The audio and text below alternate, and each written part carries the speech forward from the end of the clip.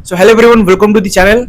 And तुम में से बहुत लोगों ने जब प्रिपरेशन स्टार्ट कर दिया है। एंड जब मैंने अपना प्रिपरेशन स्टार्ट किया था ना, तो सबसे ज्यादा दिक्कत जो मुझे जिस चीज में फेस हुई थी ना, वो था टाइम टेबल को लेकर। तुम्हें पता है कि तुम जब अपना दिन स्टार्ट करते हो तो तुम्हें एक दिन बहुत कुछ करना रहता है। तुम्हें लेक्चर्स देखना है, उसके लेक्चर्स के टीपीपी करना है, उसको रिवाइज करना है, क्वेश्चन प्रैक्टिस करना है, एनसीईआरटी रीड करना है, ठीक है। फिर जो तुम्हारा नेक्स्ट टेस्ट आने वाला है तुमको उसके लिए भी प्रिपरेशन करना है। सो एक दिन के अंदर इन सभी चीज को कर पाना एक बहुत ही ज्यादा एक टफ चैलेंज हो जाता था। क्यों? और जो चीज मुझसे नहीं हो पाती थी वो था रिवीजन कर पाना, क्योंकि मेरा एक प्रॉपर टाइम टेबल नहीं हो पाता था। एंड ये एक one of the biggest reason था जिसकी वजह से मेरा पिछले अटेम्प्ट में जो मेरा सिलेक्शन नहीं हुआ। और जब मैंने ये समझा कि टाइम टेबल क्या होता है, उसे कैसे बनाते हैं, that was a game changer for me. और मैंने नीट 2024 में 700 आउट ऑफ 780 स्कोर किया था। तो चलिए आज की इस वीडियो को स्टार्ट करते हैं। और वीडियो के एंड में ना मैं तुम्हें एक ऐसे इंटरेस्टिंग ऐप के बारे में बताने वाला हूं जो कि तुम्हारे लिए बहुत ज्यादा हेल्पफुल होगा, क्योंकि उस ऐप से नीट 2025 में 96% ऑफ द क्वेश्चंस कॉमन आया था। सबसे पहली चीज तो मैं ये बताना चाहूंगा कि मैंने बहुत एस्पिरेंट्स को ये चीज देखा है, बहुत स्टूडेंट्स को ये चीज देखा है। वो लोग क्या करते, यूट्यूब पे जाते, सर्च करते कि AIIMS topper time table, toppers time table, ठीक है, या फिर किसी टीचर जो यूट्यूब पे टाइम टेबल बता रहा होता है ना, उसके टाइम टेबल का कॉपी पेस्ट कर लेते हैं। और वो सोचते हैं कि यार इस टाइम टेबल को फॉलो कर रहा हूँ, मेरे भी उतना ही रैंक आ जाएगा, मेरा भी इतना ही मार्क्स आ जाएगा। जो कि सबसे बड़ा झूठ है और सबसे बड़ी गलती जो कोई अगर करता है, मैं यही है। ये चीज तुम्हें मैं सिंपल समझाता हूँ। देखो, जिसका तुम टाइम टेबल फॉलो कर रहे हो, हाँ हो सकता है कि यार उस टाइम टेबल को फॉलो करने उस भाई ने ना बहुत अच्छा रैंक लाया, मान लो रैंक 1 लाया। इसका मतलब ये नहीं कि वो टाइम टेबल घटिया है या फिर अच्छा नहीं है। ये टाइम टेबल अच्छा है, बट उसके लिए जिसका रैंक 1 आया, तुम्हें एक चीज समझना पड़ेगी यार, तुम अलग हो और वो जिसका रैंक 1 है वो अलग है, ठीक है। तुम्हारा स्टडी पैटर्न अलग है, तुम्हारा स्लीप साइकिल अलग है, तुम्हारा सब कुछ अलग है ना। तुम अपने आप को किसी और से कंपेयर कर नहीं सकते। अब तुम्हारा सब कुछ अगर अलग है तो तुम्हारा टाइम टेबल भी अलग होना चाहिए। तो तुम्हारा जो टाइम टेबल होगा ना, वो तुम्हारे अकॉर्डिंग होगा। And that is the reason इस वीडियो के अंदर ना मैं तुम्हें अपना टाइम टेबल नहीं बताने वाला, बल्कि मैं तुम्हें ये चीज बताने वाला हूं कि एक्चुअली तुम किस तरीके से अपना टाइम टेबल बना सकते हो जो तुम्हारे लिए बेस्ट ऑफ द बेस्ट होगा। तो सबसे पहले ना मैं जो इस इफेक्टिव टाइम टेबल किस तरीके से बनाना है, इसके लिए ना मैं तुम्हें 5 चीजें बताऊंगा। एंड ये 5 चीजें तुमको बिल्कुल अच्छे तरीके से फॉलो करना है। 5 चीजें मतलब 5 स्टेप्स है, ठीक है। सबसे पहला स्टेप है कि तुम्हें अपना प्रोडक्टिव आवर्स, कि तुम्हारा प्रोडक्टिव आवर्स क्या है वो तुम्हें खोज के निकालना पड़ेगा। जैसे मैं अपनी बात बताऊं ना, तो मैं ये पहले समझ नहीं पाता था कि यार कुछ लोग कहते थे ना कि सुबह उठ के भाई बहुत अच्छा पढ़ाई होता है, तो मैंने क्या करता था, सुबह उठ के पढ़ने बैठ जाता था। अब क्या होता था भाई, सुबह उठ के मैं पढ़ने तो बैठ गया, लेकिन मुझसे कुछ पढ़ाई नहीं होती थी क्योंकि मुझे नींद आती थी उस समय, ठीक है। तो तुम्हें सबसे पहले ये खोज के निकालना होगा कि यार तुम्हारा प्रोडक्टिव आवर है क्या। जैसे कुछ लोग होते हैं जो नाइट आउल होते हैं, जो रात को जिनका प्रोडक्टिविटी ज्यादा इंक्रीज होता है, वो रात को अच्छे से पढ़ पाते हैं कि बहुत ज्यादा शांति होता है। इसका मतलब ये नहीं जब कुछ लोग बोल दिए कि भाई नहीं, रात को जो ज्यादा देर तक जगता है उसका पढ़ाई नहीं, ऐसा कुछ नहीं है, ये सब झूठ है। तुम्हें सबसे पहले तो प्रोडक्टिव आवर्स निकालना पड़ेगा। तुम्हारा मैक्सिमम प्रोडक्टिविटी तुम किस समय दे पाते हो, चाहे वो सुबह हो सकता है, चाहे वो रात को हो सकता है। तुम्हें अगर लगता है कि तुम मॉर्निंग पर्सन हो तो तुम जल्दी उठ जाया करो, लेकिन अगर तुम्हें लगता है कि तुम रात को ज्यादा पढ़ सकते हो तो तुम रात को पढ़ो। ऐसा कुछ नहीं है, रात को 2-3 बजे तक पढ़ो और सुबह जो है तुम थोड़ा लेट से उठ जाना, ठीक है। तो सबसे पहले तुम्हें स्टेप 1 में क्या करना है, प्रोडक्टिव आवर्स निकालने हैं। और सबसे ज्यादा हाई एनर्जी टाइम जो तुम्हारा होता है, जब से तुम सबसे ज्यादा एनर्जी तुम्हारे अंदर हाई होता है ना, उस समय तुम कोई टफ सब्जेक्ट जो तुम्हें हार्ड लगता हो तुम वो पढ़ सकते हो। जैसे मैं पढ़ता था भाई, रात को बैठता था मैं फिजिक्स लेके, ठीक है, पूरा फिजिक्स पढ़ता था अच्छे से। दूसरे स्टेप के ऊपर ये है कि तुम्हारा जो स्टडी सेशन है ना, वो तुम्हें ब्रेक करना होगा। मेन 3 चीजों के ऊपर तुम्हें अपने स्टडी सेशन को ब्रेक करना हो, जैसे मैं करता था, है ना, ब्रॉडली। पहला तो मॉर्निंग सेशन होता था मेरा, फिर आफ्टरनून सेशन होता था, फिर इवनिंग सेशन होता था। मॉर्निंग सेशन में जो है ना, मेनली मैं कंसेप्ट बिल्ड करने पे फोकस करता था। कंसेप्ट बिल्ड मतलब लेक्चर देखना हो गया या खुद से बुक रीड करना हो, ये सब हो गया, तुम्हें भी वही करना है। फिर आफ्टरनून सेशन के ऊपर ना तुम्हें वो अप्लाइड हो गया। अप्लाइड मतलब जो तुमने पढ़ा, जो लेक्चर देखा, उसे तुम्हें अप्लाई करके देखना है, मतलब तुम्हें क्वेश्चन प्रैक्टिस करना है उस समय, ठीक है। और इवनिंग में तुम्हें क्या करना है, इवनिंग में जो है ना तुम्हें वहां पे रिविजन करना है। रिवीजन इन द सेंस कि रेट्रोस्पेक्ट, यानी कि पिछले दिन जो पढ़ा था उसका रिवीजन करना है, जो सुबह पढ़ा था उसका रिवीजन करना है। जैसे मैं बताता हूँ, जब तुम आफ्टरनून सेशन में ना बहुत सारी क्वेश्चन प्रैक्टिस करोगे ना, तो बहुत सारी गलतियां तुम्हें वहां पे निकल के मिलेगी। उन गलतियों को सुधारना है तुम्हें शाम को। इस तरीके से मैंने डिवाइड किया था। और मैक्सिमम मैं जो है मॉर्निंग के टाइम पे जो मैं क्लासेस वगैरह ये सब कर लेता था, फिर मैं ये सब बैठता था और इवनिंग में अच्छी तरीके से पूरा रिवीजन करता था। नेक्स्ट टेस्ट के लिए जो मैं उस समय रिवीजन कर ले। थर्ड स्टेप में तुम्हें क्या करना है, ब्रेक लेना यार बहुत इंपॉर्टेंट है, ठीक है। कुछ लोग कहते हैं कि भाई ब्रेक को लेकर टाइम वेस्ट होता है, ऐसा कुछ नहीं है। मान लो तुम्हारा 10 घंटे का तुम्हारा सेटिंग टाइम है, तो तुम 10 घंटे लगातार कभी नहीं पढ़ पाओगे, तुम्हें ब्रेक लेना पड़ेगा। और जो तुम ब्रेक लोगे ना, वहां पे तुम एक टेक्निक यूज कर सकते हो, पोमोडोरो टेक्निक, तुम्हें पता होगा। जैसे 25 मिनट तुम पढ़ने बैठे और तुमने क्या किया, उसके बाद 5 मिनट, 10 मिनट, 15 मिनट का एक ब्रेक लिया, ठीक है। वो ब्रेक में क्या करना है तुम्हें भाई, लाइटली ऐसे घूमना है, घूमना फिरना है, वॉक करना है, एक लाइट म्यूजिक सुनना है। ऐसा मत करना भाई कि भाई तुम्हें ब्रेक लिया 15 मिनट, सोचा भाई एक रील देख लेता हूं, वो 15 मिनट रील देखने बैठोगे ना, वो तुम्हारा कब 1 घंटा बदल जाएगा, फिर दिन भर रिग्रेट करोगे, ठीक है।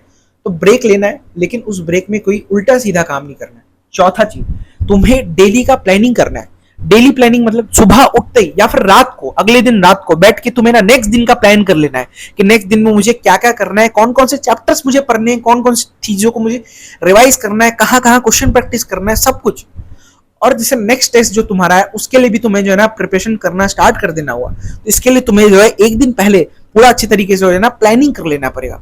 एक दिन पहले नहीं कर पा रहे तो एक दिन सुबह, मतलब जिस दिन कर रहे हो उस दिन सुबह तुम इस चीज को कर सकते हो। और पांचवा स्टेप, वीकली चेक इन्स। तुम्हें हर वीक अपना मतलब वीक को ना एनालाइज करना होगा कि तुमने एक वीक में क्या क्या किया, कौन कौन से चैप्टर्स तुमने जो है कंप्लीट कर लिया, कौन कौन सी चीजों, मान लो तुम्हारा बैकलॉग रहेगा। मान लो जैसे कुछ लेक्चर्स तुम मतलब ऑनलाइन, जैसे मैं ऑनलाइन क्लास करता था, कुछ लेक्चर्स हमारे बैकलॉग रह जाते थे because of some reason, health issues या फिर कुछ भी, तो मैं उन चीजों को लिख लेता था लास्ट वीक के लास्ट में, इन चीजों का मेरा बैकलॉग हो गया, एंड अपकमिंग वीक में मुझे किसी भी हालत में उन चीजों को बैकलॉग को सही करना है। या फिर कितना चैप्टर मैंने कंप्लीट किया, कौन सा क्वेश्चन मेरा वीक रह गया, कौन सा क्वेश्चन में मुझे ज्यादा क्वेश्चन प्रैक्टिस करना पड़ा, कौन सा पोर्शन में, वो सब मैं रेडी कर लेता था नेक्स्ट वीक के लिए, ताकि मैं नेक्स्ट वीक में उन चीजों को कर पाऊं। और हर वीक तुम्हें ये वीकली चेक इन करना पड़ेगा, ताकि तुम पता करते रहो कि तुम्हारा जो प्रिपरेशन किस डायरेक्शन में जा रहा है।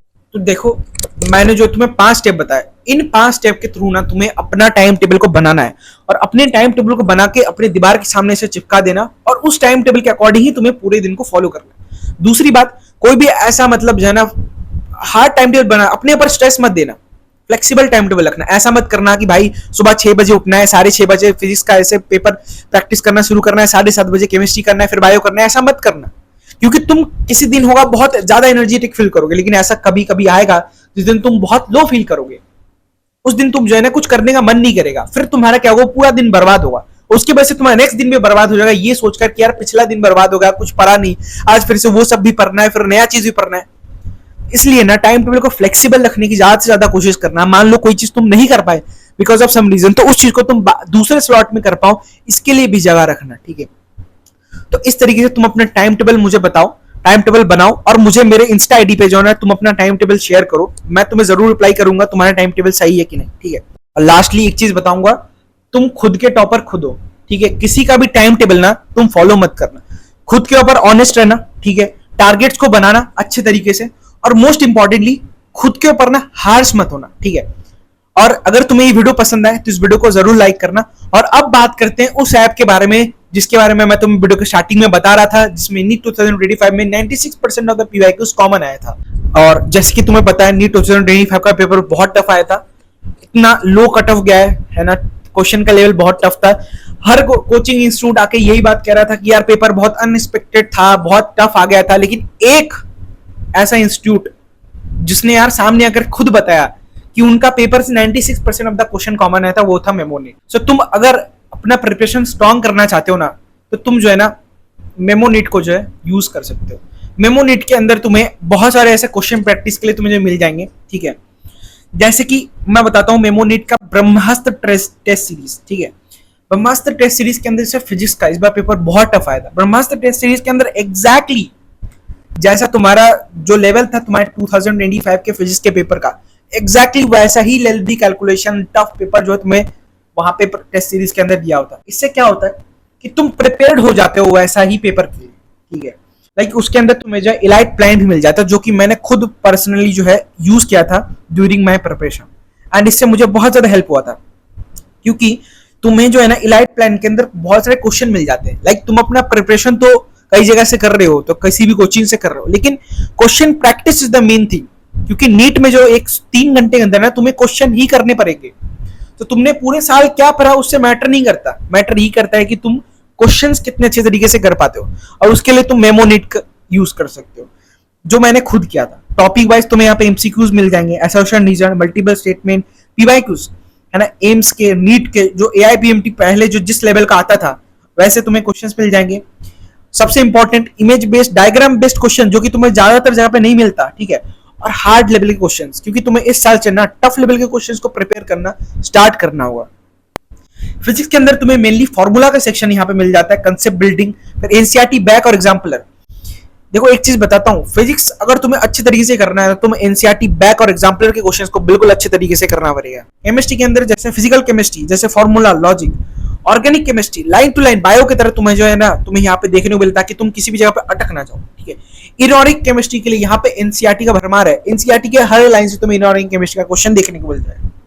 और एनसीईआरटी लवर्स के लिए यार, जो एनसीईआरटी सही से नहीं पढ़ पाते है ना, इन लाइन बाय लाइन तुम्हें एनसीईआरटी के हर एक लाइन से कहां से क्वेश्चन आए, किस बार क्वेश्चन आए, कौन से ईयर में क्वेश्चन, ये तुम्हें मिल जाएगा। Line to line highlighted NCERT तुम्हें मिलने वाला है। नीट कौन से क्वेश्चन वहां से आया है वो भी तुम्हें यहां से पता चल जाएगा, ठीक है।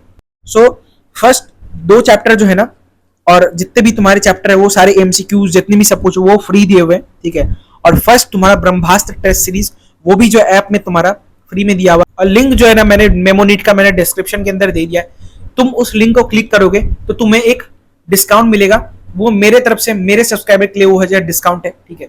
और अगर ये तुम्हें वीडियो पसंद आए तो इस वीडियो को जरूर लाइक करना, हमारे चैनल को सब्सक्राइब करना और कमेंट करना कि यार तुम्हें किस टॉपिक के ऊपर नेक्स्ट वीडियो चाहिए, तुम्हें क्या दिक्कतें आ रही है। मैं तुम्हारा कमेंट का जरूर रिप्लाई करूंगा और उस टॉपिक के ऊपर नेक्स्ट वीडियो जरूर बनाऊंगा। तब तक के लिए मिलते हैं अगले वीडियो में।